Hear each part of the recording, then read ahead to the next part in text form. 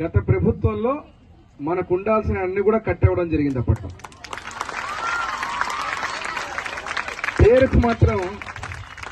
పేరుకు మాత్రం బ్రహ్మాండంగా నాడు నేడు అన్నారు.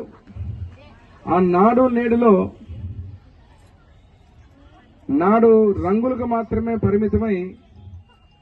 నేడు ఈ రోజు నిజమైనటువంటి పథకాలతో చెప్పిన మాట తప్పకుండా మీ అందరికీ చేసేటువంటి అన్ని కార్యక్రమాల్లో ఈ రోజు ఈ కార్యక్రమాలన్నీ ముందుకు తీసుకుపోవడం జరుగుతోంది. దీంట్లో నేను మాట్లాడుతూ మీరు చూశారు పథకం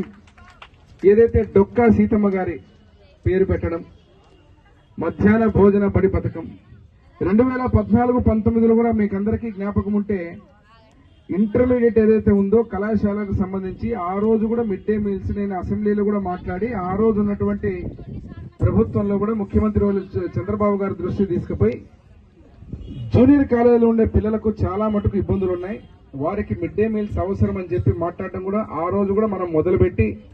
మళ్ళీ నేను చెప్పినట్టుగా ఎట్లా అయితే మైక్ కట్ అయిందో కరెంటు పోయి 5 ఏళ్లు వారి అధికారంలోకి వచ్చిన తర్వాత మనకు అన్ని కట్ అయిపోయినాయి. ఇప్పుడు మళ్ళీ మొదలుపెట్టి కరెంట్ వచ్చి మళ్ళీ మైక్ పట్టుకొని మాట్లాడేటప్పుడు మళ్ళీ నా మాట ఎట్లా బాగా వినపడతా ఉందో ఈ రాష్ట్రంలో కూడా మళ్ళీ ముఖ్యమంత్రిగా చంద్రబాబు నాయుడు గారు, మంత్రిగా లోకేష్ బాబు గారు, డిప్యూటీ సీఎం పవన్ కళ్యాణ్ గారు, దేశ ప్రధాని నరేంద్ర మోడీ గారి నాయకత్వంలో కూటమి ప్రభుత్వం ఏర్పడి ఇక్కడ కూటమి అభ్యర్థిగా మీ అందరి ఆశీర్వాదంతో ఎమ్మెల్యేగా జయనాగేశ్వరరెడ్డి వచ్చి ఈరోజు ఈ కార్యక్రమాలని మళ్లీ మీకు చక్కని భోజనం మెను 6 రోజులు 6 రకాలుగా, అదేవిధంగా సెంట్రలైజ్డ్ కిచెన్తో ఏదైతే ఉందో ప్రతి ఒక్కరికి ఇబ్బంది కలగకుండా రాష్ట్రంలోనే దాదాపు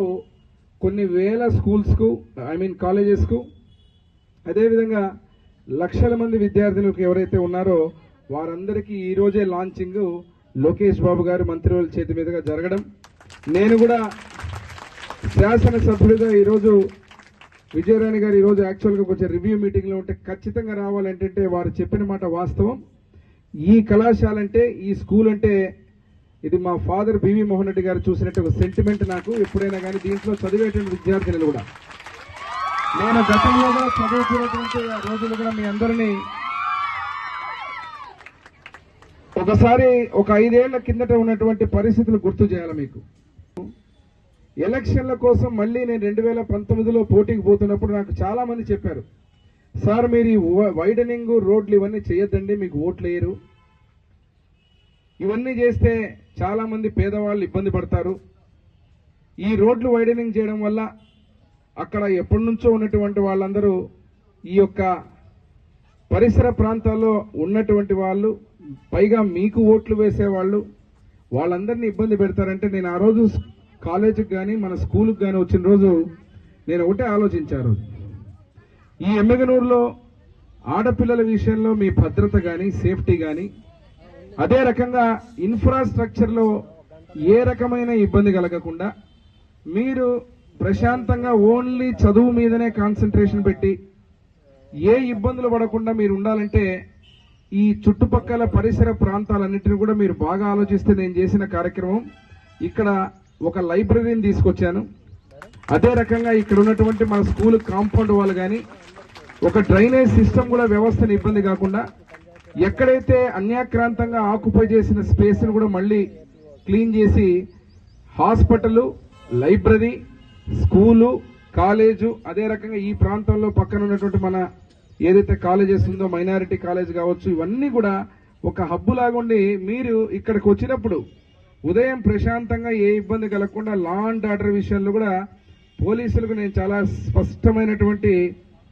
ఆర్డర్స్ చెప్పడం జరిగింది. ఎక్కడైనా కానీ ఎవరికైనా కానీ ఇబ్బంది కలిగితే ఇక్కడ కూడా నాకు రీసెంట్ గా మళ్ళీ అంటే మేము అధికారం లేని రోజున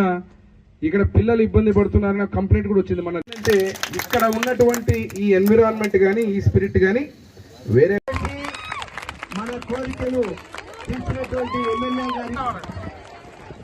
ఆయనకు మన పట్ల ఎంత ప్రేమ ఉందో, మనకి ఎంత గౌరవం ఉందో ఆయన పట్ల తెలియాలంటే మీరు గట్టిగా చప్పట్లు కొట్టాలా?